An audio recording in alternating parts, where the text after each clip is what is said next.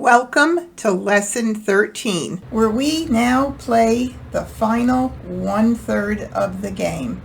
Okay, hello again, and now we are going to be starting in the end game. All right, let's go ahead now and take a look at the photo here. All of these tiles from the deal here and approximately to here are on the table. We are now in the end game, which will take us to approximately 33 tiles left in this game. And let's go ahead and get going. Here we are back at the game, and I am being asked if I want to call or ignore the 4 bam. Of course, I don't need it, and I don't need the 7 crack. And at this point, I don't know what Quentin up here is playing. He has no exposures. I am going to take a little bit of a closer look now at discards because we are in the end game. There's 1 7 crack here. And I believe, let me go through it again. 1. It looks like 1. Sometimes I miss them, but it looks like 1. So that I need to get that tile out because there's still 31 tiles, is almost a full wall of tiles left, and I need to get that 7 crack out if I want a chance at winning. Even if I give somebody Mah Jongg, at this point, it's way too early for me to break up my hand. A little bit later on, when there's less tiles, we'll have to make some strong decisions if we don't Mah Jongg before then. But in the meantime, I'm going to get the 7 crack out. Quentin might need it. He may call it. Let's see what happens. 7 crack, green. Nope. All right. Now I can rest until my next tile comes in. 6 bam. All right. I don't need that, of course. I already have my pung of them up. Red. And here is an 8 crack, and it'll be interesting to see whether or not Marjorie was trying to play like numbers. And let's see what happens. Again, it's early with 27 tiles left. I'm not going to break up my hand. I mean, it's not early, but it's early in the end game for me to break up my hand or make a decision. So I'm going to take a chance at doing this. 8 crack. Call. 7 dots. Oh, we have a call, and look at that. Dottie on our left has called the 8 crack, and so we had thought maybe we were trying to figure out earlier what Dottie could be playing, or I don't think we really knew actually. But look who needed the 8 cracks. It's Dottie needed the 8 cracks. So it'll be interesting after the game is over to see what Marjorie is playing if she doesn't Mah Jongg before. All right, well, no jokers up with Dottie's exposures, but with 2s and 8s, it looks like it's line number 1 with a Kong of 2s and a Kong of 8s. Line number 1 under 2, 4, 6, 8. And I do believe that that is the only hand, not other, the only hand she could be playing. All right, I'm going to ignore. And a 5 crack. I do not need that. 5 crack, north. 6 crack. I do not need that. Now, if she is playing the first hand under 2, 4, 6, 8, let's look and see, because she needs a single 6 if she's playing that. So there's 1 6 here, 2 here, and there are no other 6s out. She could have everything else. She could have the flowers, the 2s, the 4s and the 8s, and be waiting on that 6. Let me make sure I didn't miss anything else.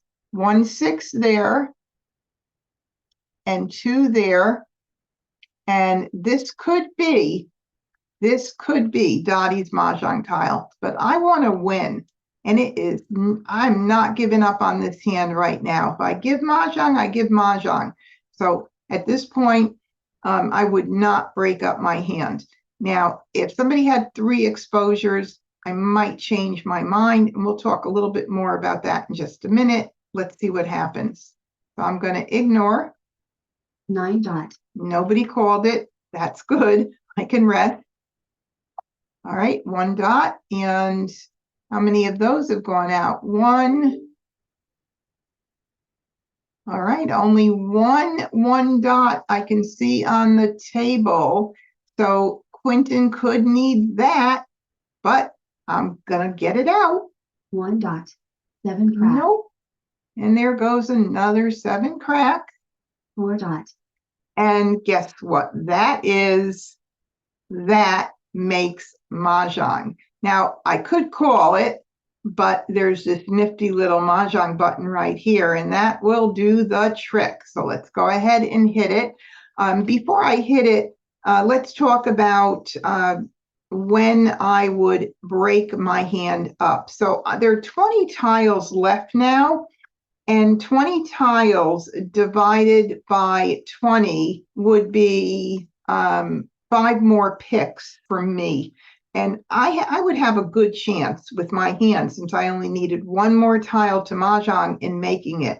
So I would take a chance in throwing the tiles, but I probably wouldn't do it if I were a couple of picks left, even at 20 tiles, but 20 tiles are less. And I knew that with the picks I had left, the chances of me making Mahjong were very, very slim. Then I would probably just break up my hand, and at that time throw tiles that I knew were pretty safe. And I probably wouldn't break it up and throw 8s, because I still am not convinced what Marjorie's doing. I probably would start throwing the jokers and maybe the 6 spams, or something that I knew that neither of the players that have exposures would need. But in this case, I am going to go ahead and say Mahjong.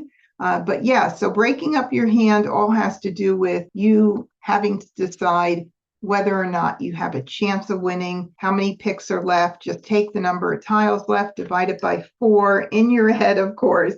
And if you don't have a good chance, you're going to play defensively and break up your hand. If you have a good chance of winning, hey, you could go for it up until the end, as far as I'm concerned. If somebody has 3 exposures up, there is a table rule that people play when playing for money in person, and that is that the person that throws the Mahjong tile to somebody with 3 exposures up gets a penalty and actually has to pay for the whole table. And they made this penalty up because it's kind of like a slap on the hand. Hey, why'd you throw that Mahjong tile when that player has 3 exposures and you know very well what they need? Anyway, let's go ahead and get this Mahjong going. And it's going to ask you to confirm it, because if not, your hand will be dead. Well, I'm going to confirm it. On line 3, on the right-hand side, under 2, 4, 6, 8, I need a pung of 2s. I need a kong of 4s. There's my 4th 4.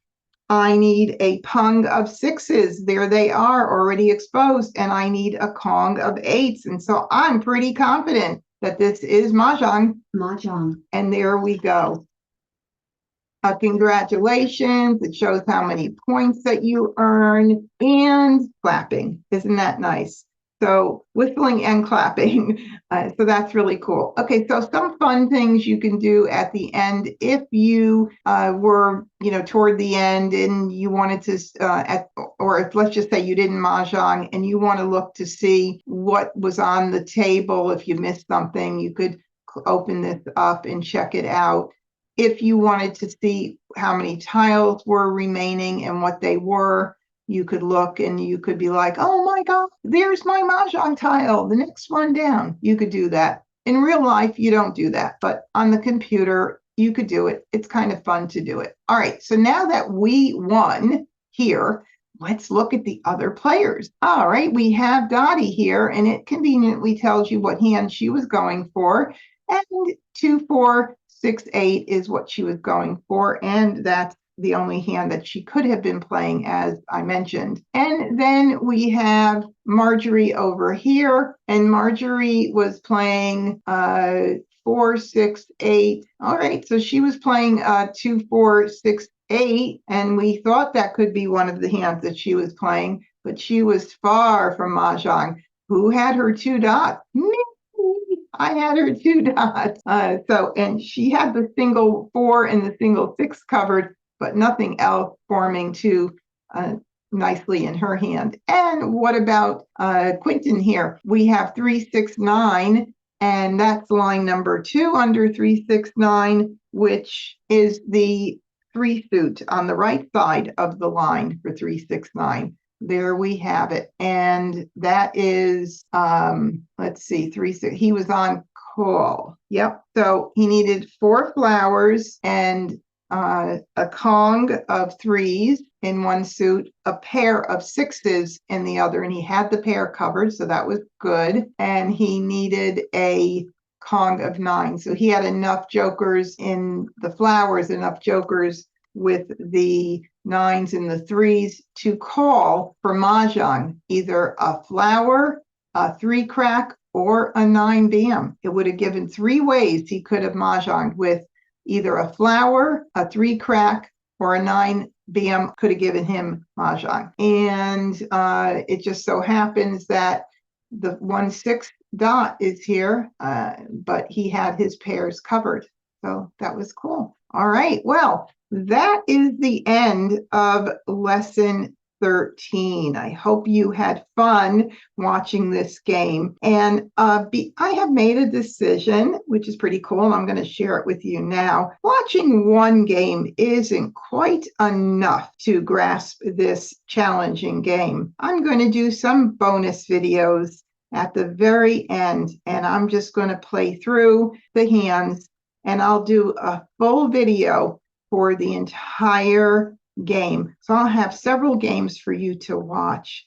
And when you're completed with all of these lessons and you've watched the videos over and you really feel like you're getting it, you'll be able to join my Wednesday night live streams from 6:30 to 8:30. I'll be putting information in the video description about how to join those. And that's great because I play and people come and just watch me play, and I navigate through the hands one after another, all of my decision making during the Charleston and through the game. And I'll be happy to have you join in on Wednesday evenings in the future.